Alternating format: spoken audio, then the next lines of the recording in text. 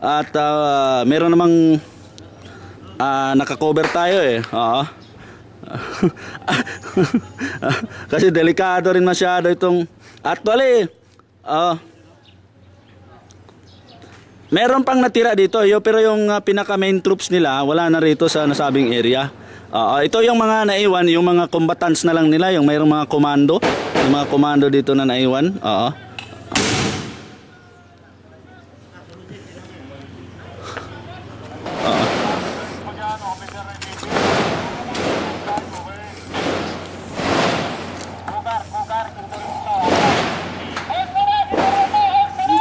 Negative as of the moment, pero may mga info, may mga report hindi natin pwedeng sabihin, pero meron na silang area na natukoy na kasalukuyan din na ino-operate na rin ng militar.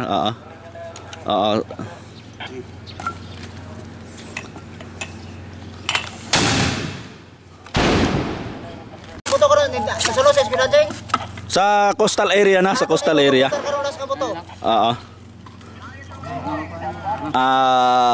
Marami rin. At saka meron na tayong mga option, wala na rito. 20 down 5. Oo. Inyo.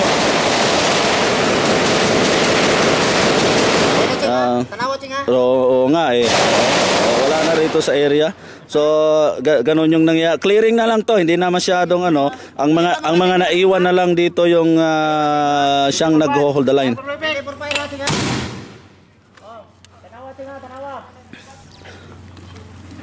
Talagang sinisiguro muna ng militar bago banatan yung buong isla. Fire.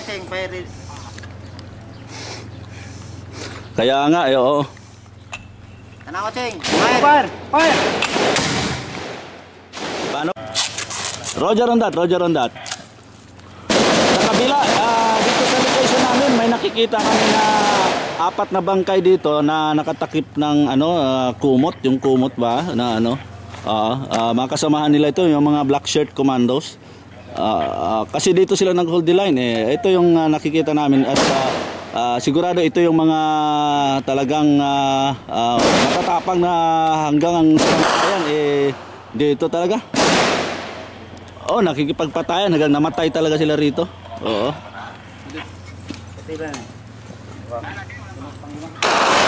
Number ng hostages hindi namin ma-check kung ilan kasi wala pa naman silang nire-release so far as of today. Wala pang additional na release. Maliwan dun sa dalawa na pinalaya nung nakaraang araw pa. Pero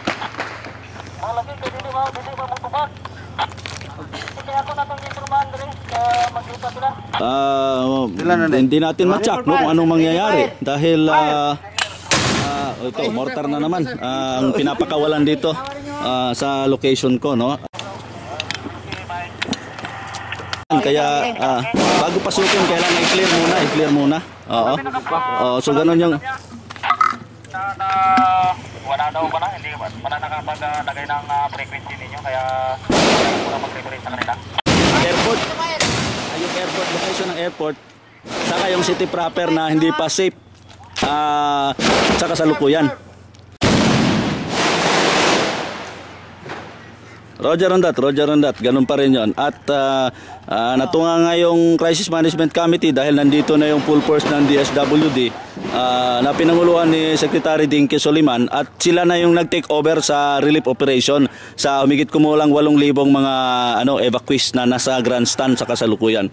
Habang nagki-clearing dito, inaakubutan naman yung mga civilian na mga evacuees doon sa grandstand area. So